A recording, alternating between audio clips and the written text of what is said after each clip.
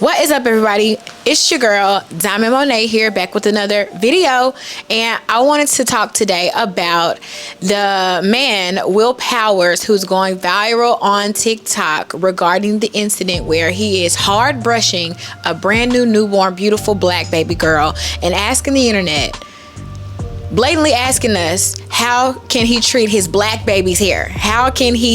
What products to use on his black baby's hair? He continuously states over and over about his black baby.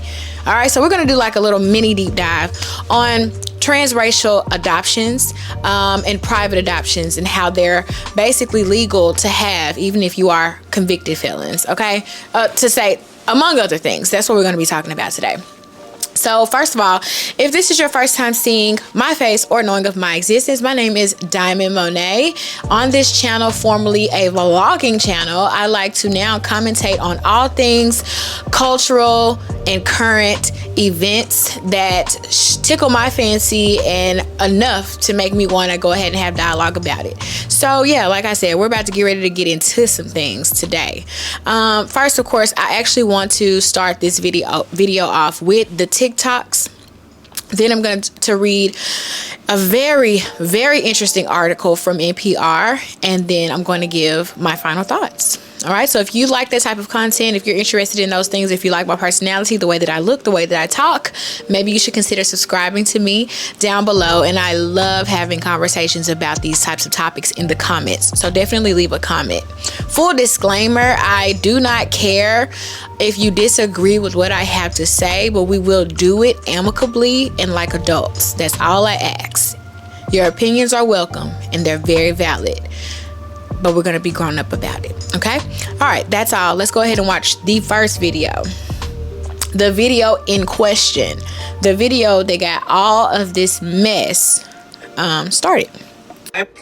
I'm hoping to get this TikTok over to Black TikTok. Any Black parents, look at how he is brushing her hair. Like, I'm a mother. All right, I have experience with babies, with newborns. That is a brand new baby girl. You do not brush her hair, any new baby's hair, like that. First of all, their head is still pretty soft, especially at the top. Okay, especially at the top. That's a big no-no. Have adopted a black baby. Her name is Zoe, and I don't know what to do for her hair. I have this little brush. I have something from Shea Moisture. I really don't know what to use, so please, any black parents or anyone who knows what to do with black children's hair, please help me in the comments. Thank you. Okay, first of all, it's just really sad, the culture that we are in today, that you have to blast the fact that you have basically bought a baby, because that's exactly what he did, because we're going to get into it. But it's the reiteration of my black baby, black hair, black parents, black TikTok. This baby is a prop. It's like buying a Yorkie for him, I feel like. That's exactly what it seems like to me. Like, he has bought a dog and now he wants to show his brand new beautiful dog off to everybody. He wants to be a part of our community so bad. He wanted to like buy the best thing on the market to insert himself into the black community, or the beautifulness that is blackness. But I'm not feeling it. So I want to go to the next video that was very informational for me, and I'm so glad that I came across it. It is from the creator, Ward of the State. Shout out to you. Here it is here. Hey Light Shiners. So this video is going to be a recap of my investigation with Zoe and her adoptive fathers. I did get to speak to Will. He was the adoptive father who was brushing the hair. I spoke to him yesterday for about an hour on my live, and I did get confirmation of all of my questions that I had on my previous video that you guys just watched. So I'm going to go over those facts. I'm also going to answer some of the questions of how did this all even happen. So let's start with the facts. The first fact that I, as an adoptee and an adoptee advocate, want to make very clear, that this was a legal private adoption. Keep that in mind moving forward. This was a legal private adoption. Yeah, it is very... He also said that it's very unethical. Unethical. But they did it the legal way. And because there isn't much governmental oversight, really no oversight, with private adoption, as long as you have the money, you can get your product, which are babies. So let's start with the facts. The first fact is Will and his husband are both convicted felons. That's just the fact of the matter. I spoke to Will about this yesterday, but like I said in my previous video, most people who struggle with addiction also... This blew my mind. They are what? Convicted what? Of hold on.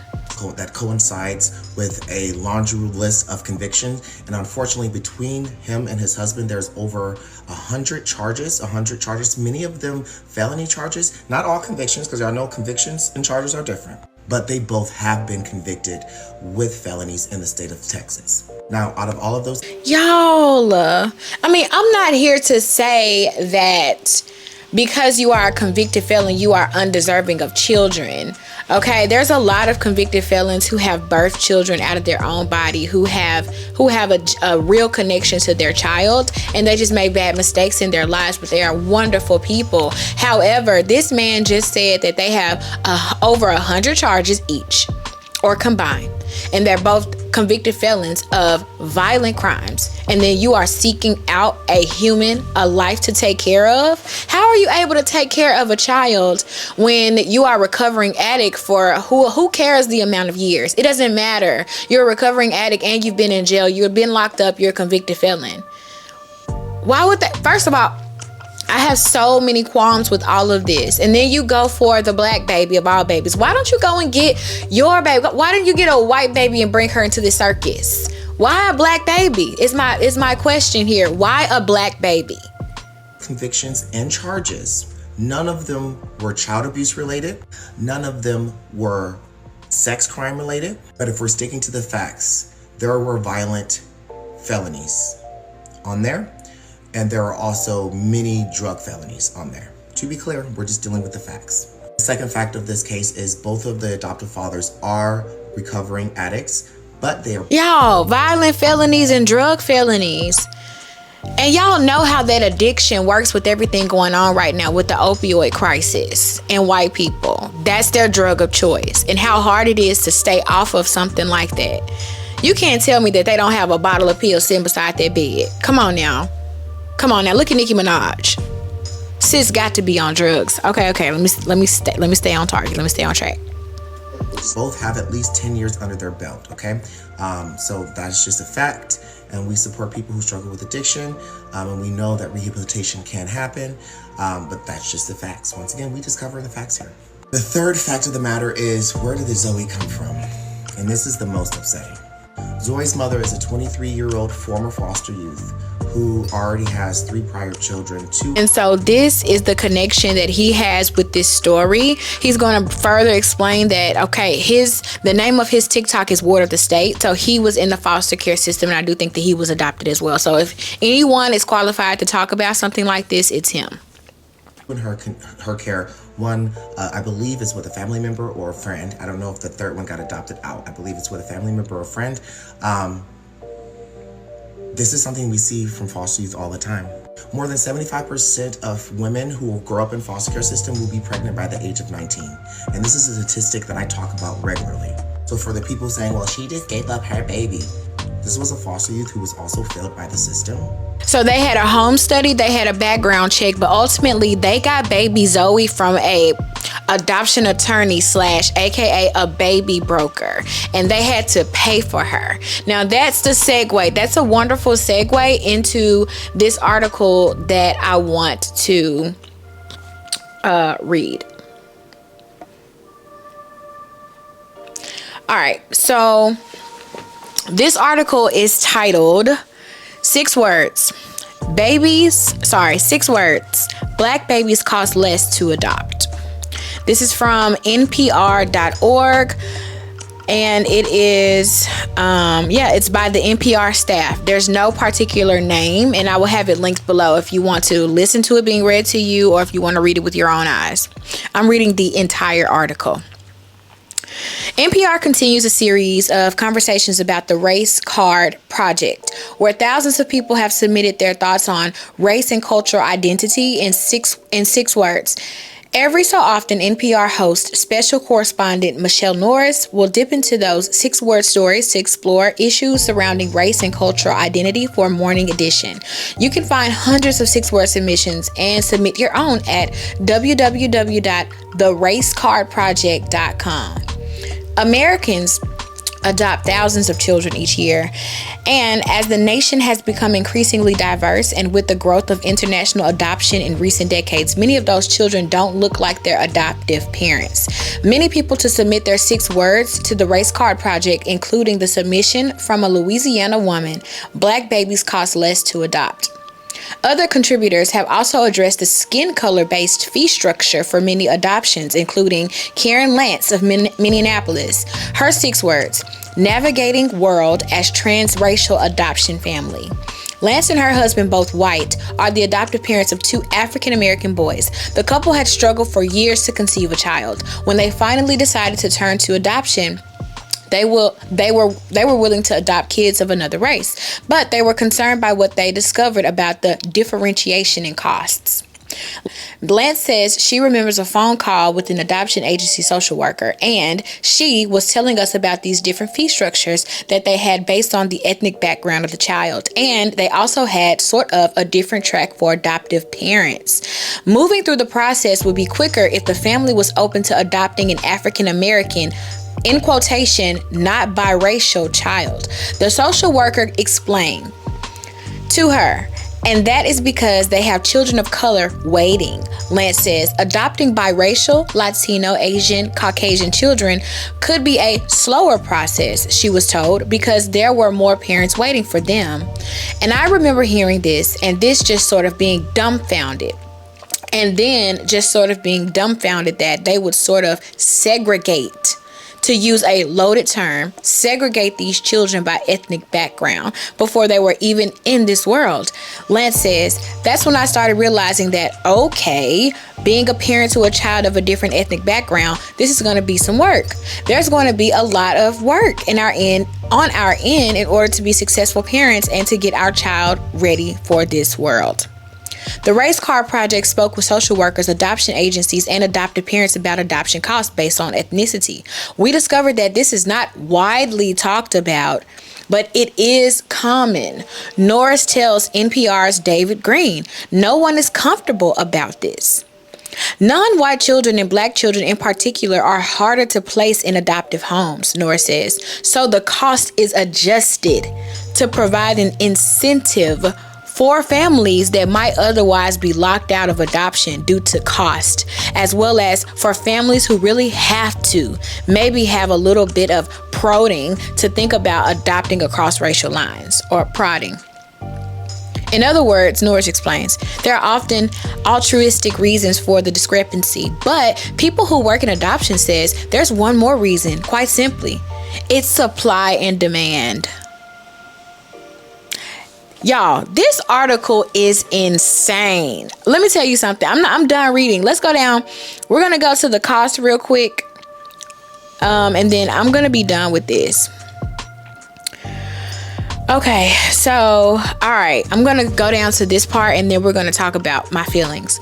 It says here, the cost to adopt a Caucasian child was approximately $35,000 plus some legal expenses, versus when we got the first call about a little girl, a full African-American girl, it was about $18,000.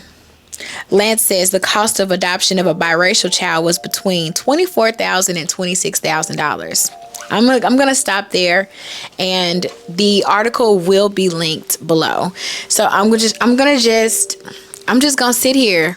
I'm going to tell y'all something. I'm feeling some type of way right now. The same feelings that I was feeling when I was doing my research and when I came across this article. It's in like the back of it's like at the back of the base of my face, like behind your eyes maybe, and like a little bit of something chilling in my throat. Like, it does definitely make me want to cry, want to get emotional that these babies are categorized and segregated like this, and then they are sold to parents. So my question is like, who gets this money? Like, who's arranging these things, and who gets this money, and why are things like this right now?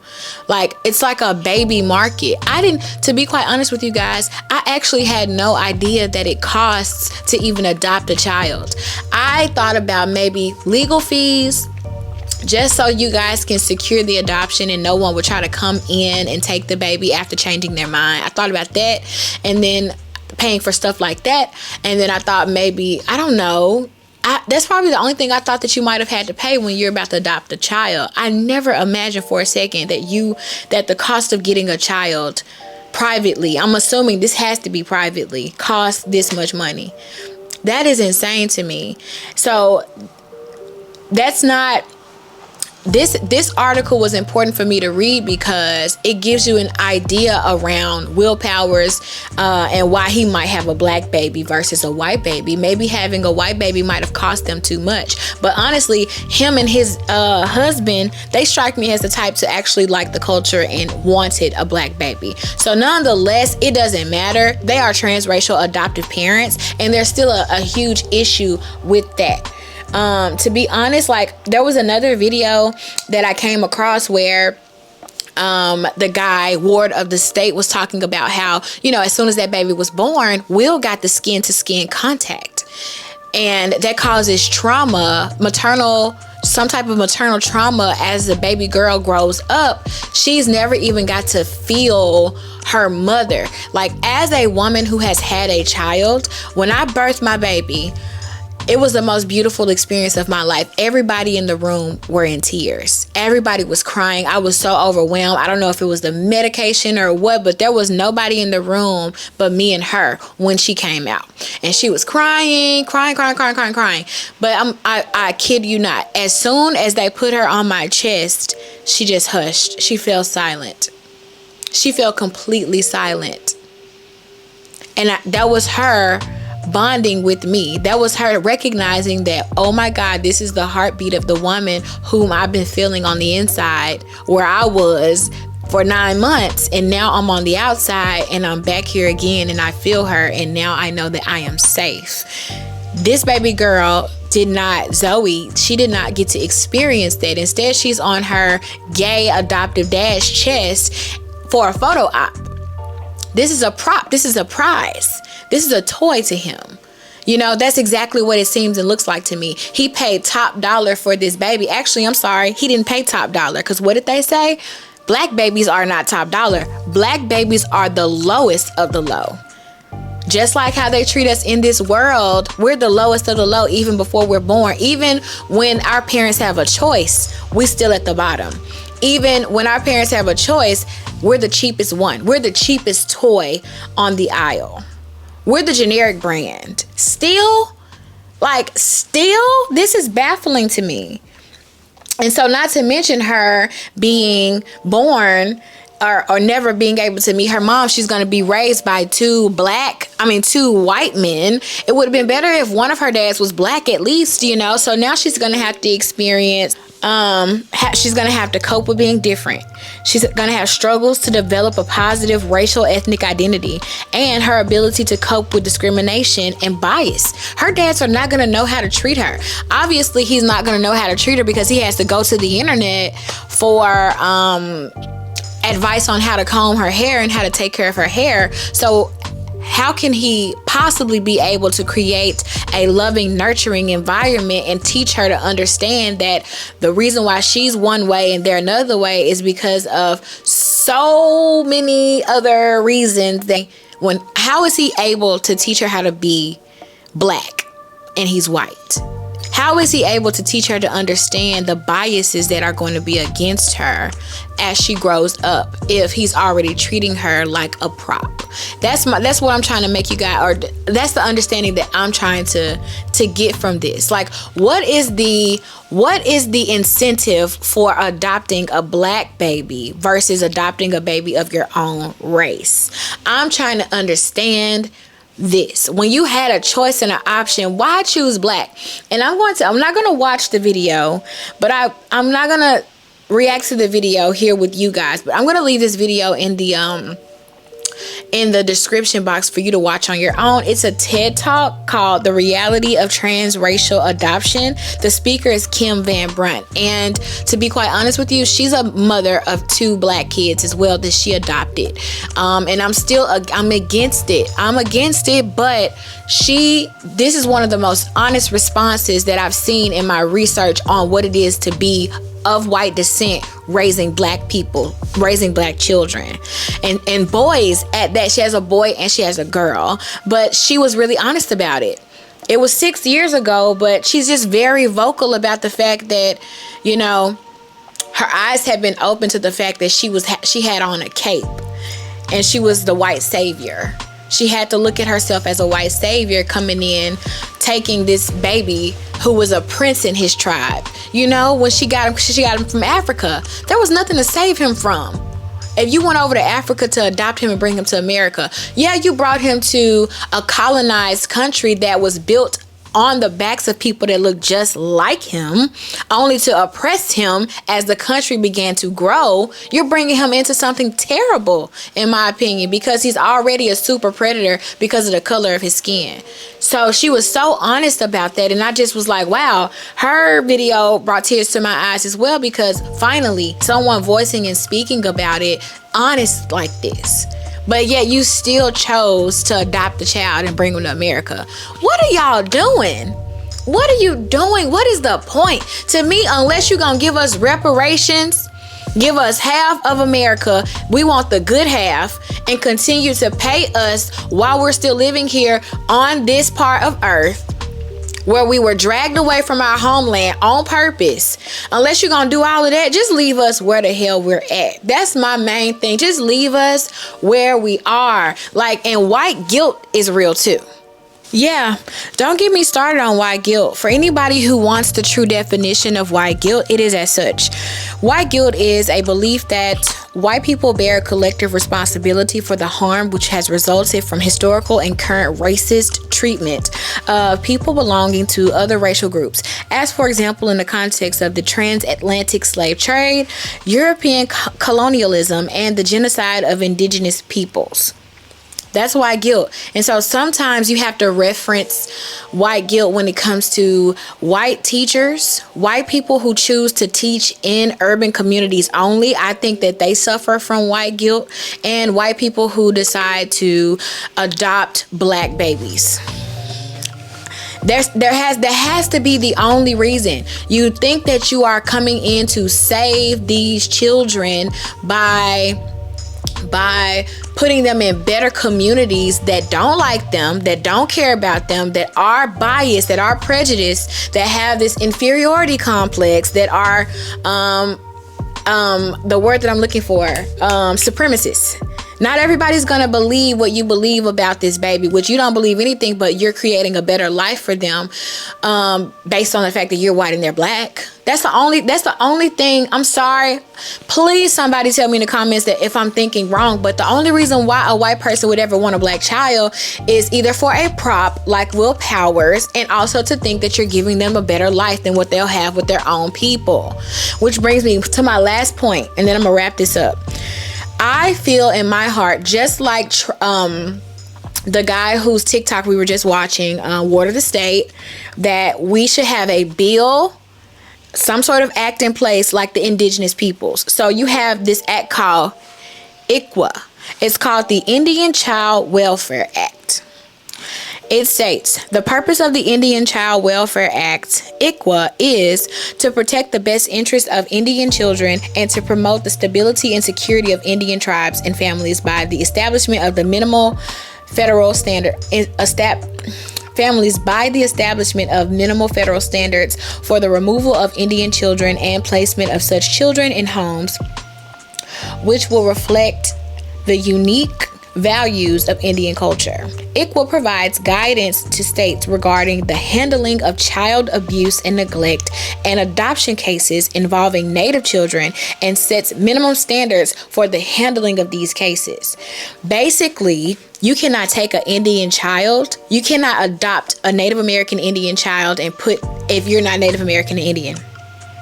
I think it has to be like under some type of duress, distress, some type of like emergency circumstance. You have to go through so many different loopholes in order to receive a Native American child. It's just not possible. It don't happen. It don't go like that.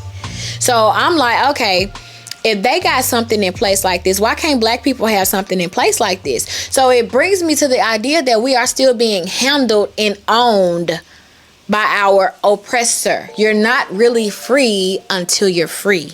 And you know what that means. If you don't know what that means, look it up. It's a feeling that you have within yourself. You're not really free until you're free.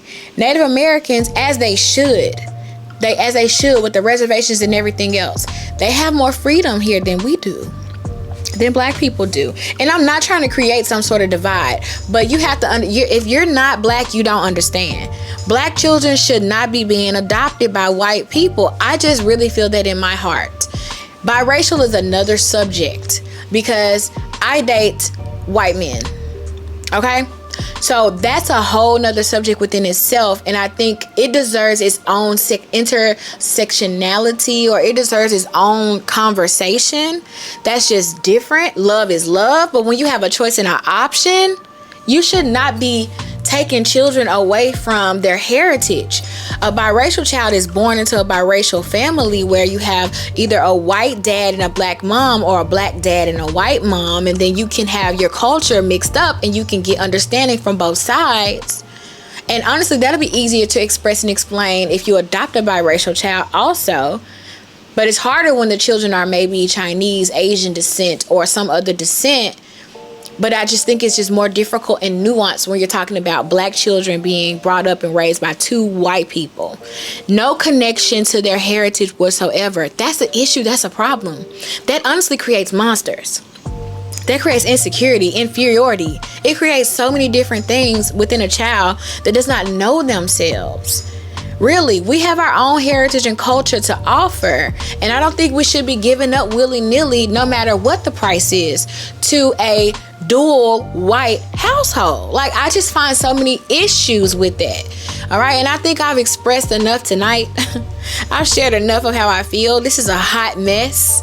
America, we need to get it together.